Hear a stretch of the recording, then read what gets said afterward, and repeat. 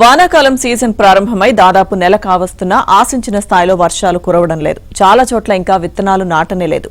కొన్ని చోట్ల తొలి జల్లులు పడగానే రైతులు విత్తనాలు వేసినప్పటికీ ఆ తర్వాత వానలు ముఖం చాటేయడంతో అవి మొలకెత్తకుండానే నేలలోనే మాడిపోతున్నాయి.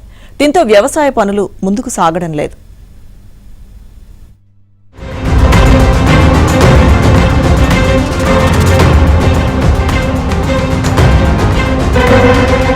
ఏడాది నైరుతి రుతుపవనాలు ఆలస్యం కావడంతో సిద్దిపేట జిల్లాలో అన్నదాతలు ఆందోళన చెందుతున్నారు. నెల రోజులైనా ఇంకా రైతులు విత్తనాలు నాటలేదు, వరి నార్లు పోయలేదు. 3 కార్తలు పోతున్నా వరుణదేవుడు కరుణించకపోవడంతో ఖరీఫ్ సాగుపై రైతుల ఆశలు తగ్గిపోతున్నాయి. గత ఖరీఫ్ లోనూ ఈ పాటికి 50% రైతులు వరి నాట్లు వేశారు.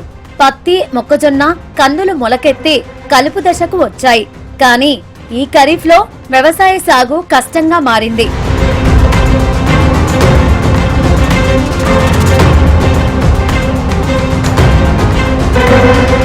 సిద్దిపేట జిల్లాలో వానాకాలం పంటల సాగు వివరాలను పరిశీలిస్తే వరి ఈ ఏడాది 3,85,338 ఎకరాల్లో సాగు అంచనా ఉండగా పత్తి 1,18,772 ఎకరాలు, మొక్కజొన్న 28,027, కంది 7,431 ఎకరాలు అంచనా వేశారు.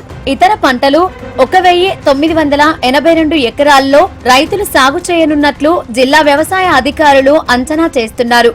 సాధారణంగా జూన్ 2వ వారంలో అనేక ప్రాంతాల్లో వరి నాట్లు మొదలవుతాయి.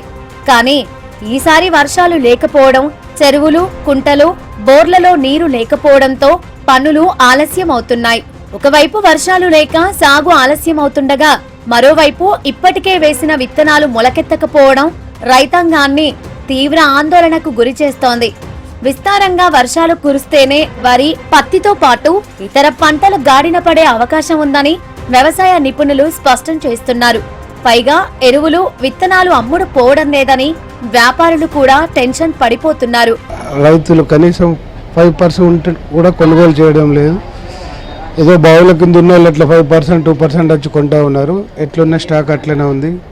ఈసారి చాలా ఇబ్బంది అవుతుంది స్టాక్లు అమ్ముడుపోకుండా ఉండడం వల్ల. పత్తి అనేది పత్తి మొత్తమే పోవట్లేదు ఈసారి. ప్యాడీ కూడా గవర్నమెంట్ చెప్పిన ప్రకారం మేము అమ్ముతున్నాము. వర్షాలు లేకపోవడం వల్ల వాళ్ళు కూడా ఎవరు రావట్లేదు, రైతులు కూడా. అవి పోయిన 5%లో సన్న రకాలే ఎక్కువ పోతున్నాయి, దొడ్డు రకాలు మొత్తమే పోవట్లేదు. ఈ సీజన్కి పోయినసారి కంటే ఇంకెక్కువ స్టాక్ తెచ్చి పెట్టుకున్నాము. వర్షాలు పడకపోవడం వల్ల అమ్మలేకపోతున్నాం. ఎల్నినో ప్రభావంతో వర్షాలు తగ్గే ప్రమాదం ఉందని ఒకవైపు శాస్త్రవేత్తలు, ప్రభుత్వాలు చెబుతున్నా కనీసం ఆరుతడి పంటలు వేసే పరిస్థితి లేదని రైతులు దిగులు చెందుతున్నారు. సిద్దిపేట జిల్లా వ్యాప్తంగా ఇదే పరిస్థితి నెలకొంది. ఇదిలా ఉండగా హుస్నాబాద్, అక్కన్నపేట, కోహెడ తదితర మండలాల్లో రైతులు వర్షాల కోసం గ్రామ దేవతలను కొలుస్తున్నారు. కప్పతల్లి ఆటలు, మహిళలు బతుకమ్మ ఆటలు ఆడుతూ వరుణదేవుణ్ణి ప్రార్థిస్తున్నారు. వర్షాలు కురిపించి పాడి పంటలను కాపాడాలని జలాభిషేకాలు చేస్తున్నారు. 4 ఎకరాలు ఉంది. కాకుంటే మాకు వర్షభావం లేక పంటలు పండకుండా 1 ఎకరం వేస్తున్నాం మేము. నీళ్ళు లేక బావి కింద ఉండలేవు. ఈ వర్షాలు లేకనే ఇట్లా వేస్తున్నాం మేము.